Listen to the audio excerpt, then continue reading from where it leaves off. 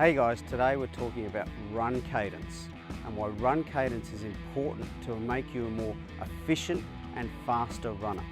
So with the elite runners around the world, runners, triathletes, typically what they've learned is that their cadence sits around 180 foot strikes per minute. So each minute, each leg is touching the ground 90 times. Now when they're at that speed or that cadence, it means that their feet are landing directly under their center of mass or their hip, so their foot placement, and also they're hardly touching the ground, so their foot contact time is minimal. Now you don't have to be an elite runner to have a cadence of 180. I'm certainly not an elite runner, I'm an average runner, I've done a lot of running, but my cadence sits around 180. Generally speaking, if your cadence is at 160 or under per minute, you're probably overstriding. And when you're overstriding, you're inefficient with your strike, with your foot strike. So that means your foot is landing in front of you and it's kind of like a brake, so it's slowing you down. But also the risk of injury is increased because the shock that's going up through your legs will increase the risk of injury, especially lower limb injuries. But primarily you're not as efficient as you can be. So how do we improve your run cadence? 5 top tips to help you improve your run cadence. The first one is establishing a baseline.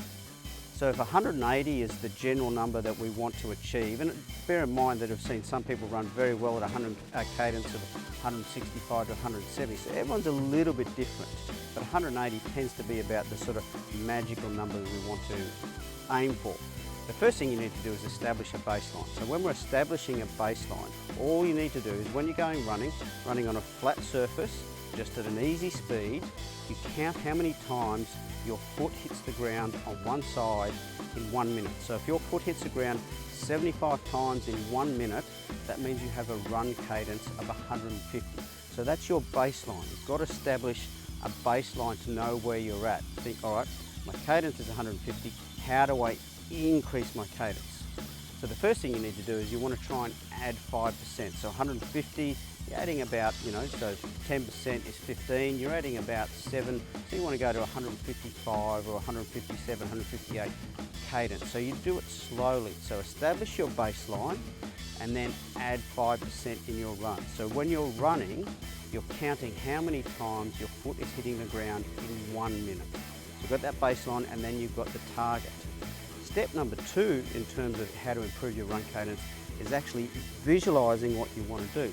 So before you start running, visualize yourself running with nice, light, quick feet and those feet landing directly under your hips, under your center of mass. So that power of visualization is really, really important in terms of skill acquisition and improving. So making sure before you start your run, you know your goal is that today you're going to try and improve your cadence by 10% or by 5%, but you're visualizing yourself doing that. Okay? Step number 3, like I said, it's all about light, quick feet. So what does light, quick feet mean? So sometimes when you're running, you can hear yourself and you'll be stomping on the ground, stomping, stomping, stomping, stomping, and that foot strike is really heavy and loud. The good runners, you hardly hear them coming. So what you want to try and do is, the less you hear your feet hit the ground, the better. That means your foot contact time is reduced. Okay, so your foot contact time is reduced because you're using your glute muscles more, so they're the primary muscles that help you run faster and more efficiently, and you're minimizing that foot contact time. Okay, so the less you hear your feet, the better. So by counting your strikes, landing on the ground with nice light quick feet and not being able to hear them as much as you can, that means you're running more efficiently and your cadence will be higher. The 4th step is doing what's called strides. So ideally on a nice flat surface or even slightly downhill. Now strides are somewhere where you'll run between 60 and 80 metres or 60 and 100 metres, and you're running at a fast pace. So a pace that you might do, say like an 800 metre race at. So not a flat out sprint, but at a fast pace. So at this pace, you're turning your feet over a lot quicker, all right? So you're improving your neuromuscular patterning and you're practicing the skill of turning your feet over quicker. Okay, so that's the 4th step, doing strides. Now you might do strides with every run if you're doing an easy 30-minute run or 40-minute run or 20-minute run, whatever it is. At the end of your run, start to do between 4 and 6 strides of 60 to 80 metres where you're really practicing running with those nice, light, quick feet. You're improving your neuromuscular patterning. The fifth and final step is a really helpful one, is using stairs.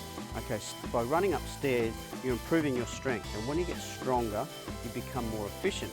But by running upstairs, and you're tap up the stairs, so you're running really quick up the stairs. So you light, quick feet up the stairs, touching each step, standing up nice and tall, good posture. It's improving your strength, but it's also helping minimise that foot contact time. That's the real key here. The less time that your feet touch the ground, the faster you'll run, the higher your cadence will be, you'll be more efficient, and then you'll be overall a better runner that will lead to faster times. So we've done a video on stairs on YouTube, so we'll put a link in this video to that one, but that's using stairs. Okay, so establish a baseline, add 5%, count your strikes, use visualization, think about nice, light, quick feet. All right, so the less you hear your feet, the better. Do strides in every run, and then finally, do stairs. You can do stairs a couple of times a week, just 3 to 4 times, but refer to that stair video. If you follow these 5 steps on a regular basis, I guarantee your run cadence will improve markedly, and that will mean you'll become a faster, more efficient runner.